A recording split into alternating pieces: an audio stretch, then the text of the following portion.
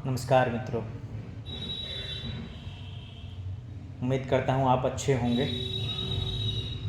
और अभी जो 2-3 दिनों में उथल पुथल मचा हुआ है स्थानांतरण प्रक्रिया को लेकर के, उससे आप बहुत हद तक अवगत भी हो गए होंगे अब तक। मेरी थोड़ी सी तबीयत ठीक नहीं है, मैंने कल भी कहा था, लेकिन है मेरी नज़र बनी हुई है चीज़ें क्या और कैसे चल रही है शिक्षा विभाग की। अभी स्थानांतरण प्रक्रिया को लेकर के एसीएस महोदय कह रहे थे कि इसमें किसी को निराशा हाथ नहीं लगेगी, एक तरह से ऐच्छिक ट्रांसफ़र जैसा होगा। लेकिन वो दूसरी तरफ कह रहे हैं कि प्रक्रिया पुरानी ही रहेगी। अब प्रक्रिया जब पुरानी रहेगी तो इसका मतलब है कि पुरुष शिक्षकों को अनुमंडल के बाहर ही अप्लाई करना होगा, अपने अनुमंडल में अप्लाई नहीं कर पाएंगे तो किसी को निराशा कैसे हाथ नहीं लगेगी। पुरुष शिक्षक तो चाहते थे कि अनुमंडल हटा दिया जाए, उनको अपने ब्लॉक में या प्रखंड के अंदर आने की अनुमति दी जाए। दूसरी चीज़ें, जो विशेष शब्द का इस्तेमाल किया है उस नोटिफिकेशन में, तो विशेष के बारे में फिर कह रहे हैं कि जो विशेष का अर्थ पिछली बार था वही रहेगा। तो पिछली बार जो विशेष का अर्थ लगाया गया था कि ये दिव्यांग के लिए है, हैंडीकैप्ड के लिए है, पति पत्नी वाले मामलों के लिए हैं, इन सारे लोगों के लिए विशेष शब्द का इस्तेमाल किया गया था। तो इसमें आम शिक्षक नहीं थे, तो फिर आम शिक्षक को कैसे एडजस्ट कर पाएंगे। दूसरी तरफ कह रहे हैं निराशा भी हाथ नहीं लगेगी, महिलाओं का भी ट्रांसफ़र करने की बात कर रहे हैं, यानी अप्लाई तो सभी करेंगे। ऐसा भी हो सकता है कि अप्लाई सभी करें और कुछ खास लोगों का एडजस्टमेंट हो जाए। और ख़ास लोगों में जो कैटेगरी बताई गई थी पिछली बार खास का, उनका तो होगा ही, उसके साथ साथ कुछ रसूख वाले का भी हो जाएगा। जैसे बड़े बड़े विधायक, मंत्री, उनके रिलेटिव, वो लोग भी लगे होंगे कि किसी तरह टाउन में, शहर में आ जाए। और ख़ास करके इसीलिए ये जल्दी से जल्दी नोटिस जारी किया गया है कि स्थानांतरण की प्रक्रिया पुनः शुरू हो रही है, थोड़े से सॉफ्टवेयर अपडेट होने के बाद। सॉफ्टवेयर अपडेट होने का जो मामला है वो अभी तक कहाँ गया है, क्या है, नहीं है, ये अभी मेरी जानकारी में नहीं है। 2-3 दिनों के बाद मैं फ्री होऊंगा तो पता कर पाऊंगा सॉफ्टवेयर अपडेट हो रहा है, काम कहाँ तक पहुंचा है, इन सारी चीज़ों को पता करने की कोशिश करूंगा। लेकिन जब तक नोटिफिकेशन नहीं आ जाती तब तक विशेष शब्द के बारे में जो मैंने कल कहा था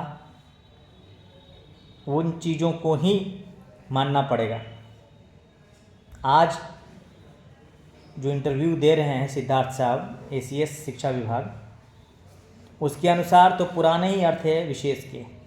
तो फिर बाकी जो बच्चे शिक्षक हैं उसमें महिला भी आती हैं, जनरल महिला और जनरल पुरुष भी, वो उनका ट्रांसफ़र नहीं हो पाएगा। और जो उनका ट्रांसफ़र होगा बहुत रसूख वाले और पैरवीदार वाले लोगों का होगा, और तब तक आवेदन की प्रक्रिया बंद हो चुकी होगी। हम कोर्ट में भी जाएंगे तो कहे कि हमने तो ट्रांसफ़र कर दिया है, जिनको ज़रूरत थी उनको ट्रांसफ़र हमने किया।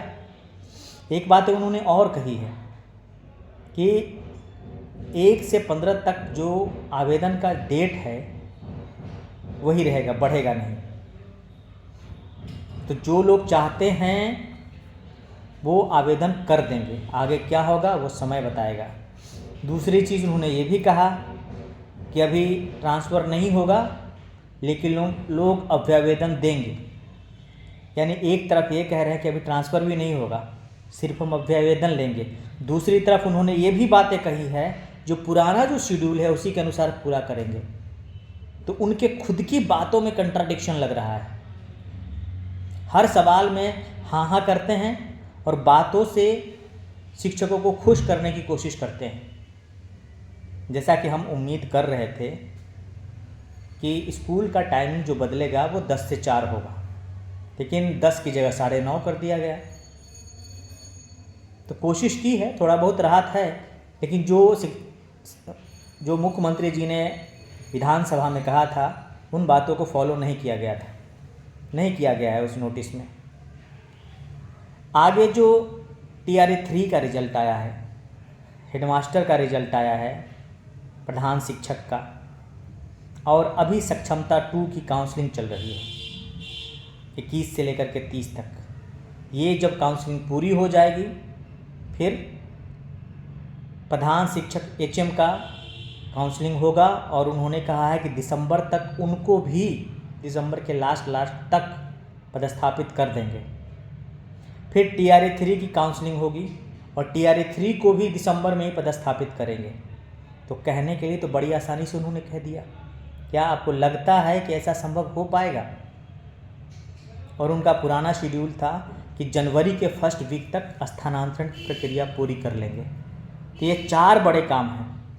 सक्षमता का काउंसलिंग जो चल रहा है, HM या प्रधान शिक्षक का काउंसलिंग कराकर उनकी पोस्टिंग करना, TRA 3 वाले की काउंसलिंग करा करके पोस्टिंग करना। 4 बड़े काम वो 1-1.25 महीने में कर लेंगे? नहीं कर पाएंगे, मुझे नहीं लग रहा है। तो इसलिए बार बार कहता हूँ कि मीडिया के सामने वो बड़े अच्छे से बातें करते हैं, लगेगा कि मन खुश हो जाएगा आपका, लेकिन जो वो हकीकत में निकल करके आता है तो कई स्तरों पर निराशा हाथ लगती है। जैसा वो कह रहे थे, फिलहाल साथियों हमारे पास इंतज़ार करने के अलावा और कुछ नहीं है।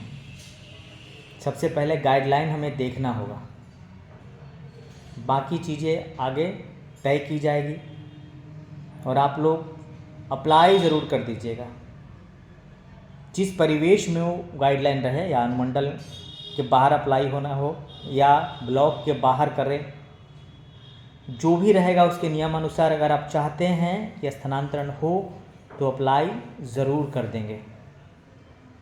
अभी के लिए फ़िलहाल हाँ, एक बात और कहना था कि जब मैं कल गया था शिक्षा विभाग में और आवेदन दिया था कि पुरुष शिक्षकों को भी अनुमंडल की जगह ब्लॉक लेवल पे रखा जाए या ब्लॉक के अंदर उनको अपने पंचायत में ही ऑप्शन दिया जाए, इसको लेकर के बातचीत हुई थी।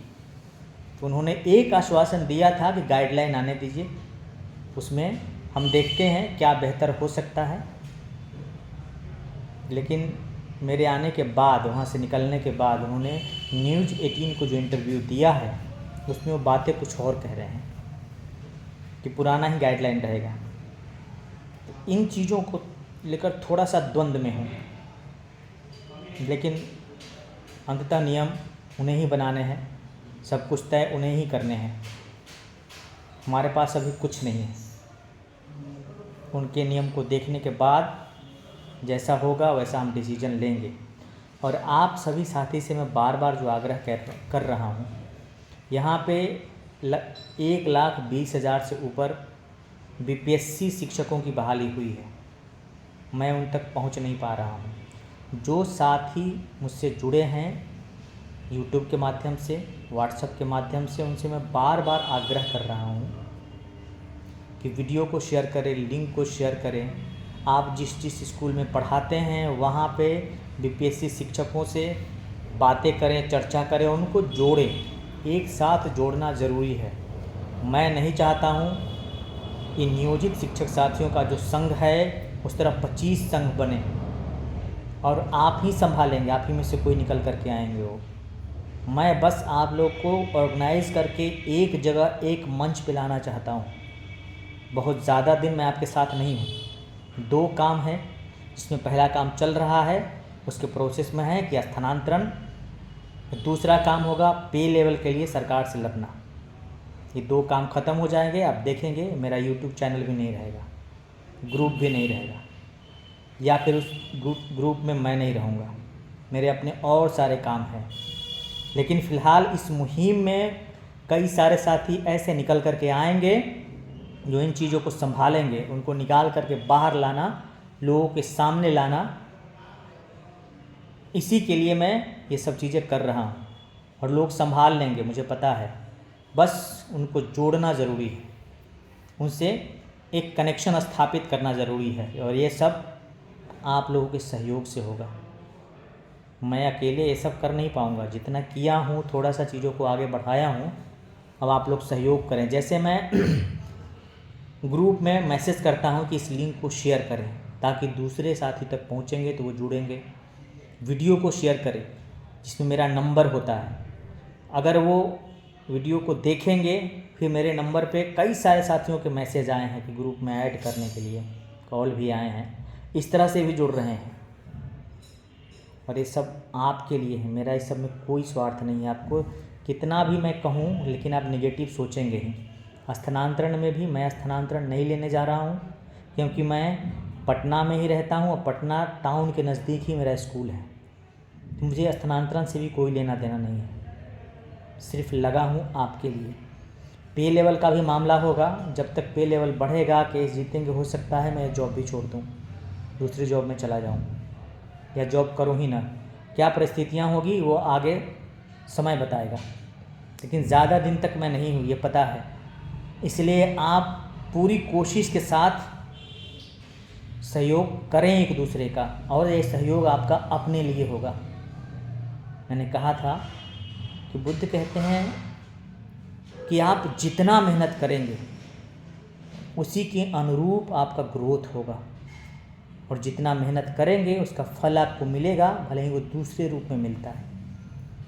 इसलिए इस मुहिम को सफल बनाने के लिए मेहनत करिए, इसका फल मिलेगा और इसका खूबसूरत फल मिलेगा, आप देखेंगे। इसलिए वीडियो को भी शेयर करिए, लिंक को भी शेयर करिए, स्कूल में जहाँ पदस्थापित है उन लोग से चर्चा करिए, उन लोग को जोड़िए एक साथ। फिलहाल इतना ही साथियों। मैं अशोक क्रांति, थैंक यू।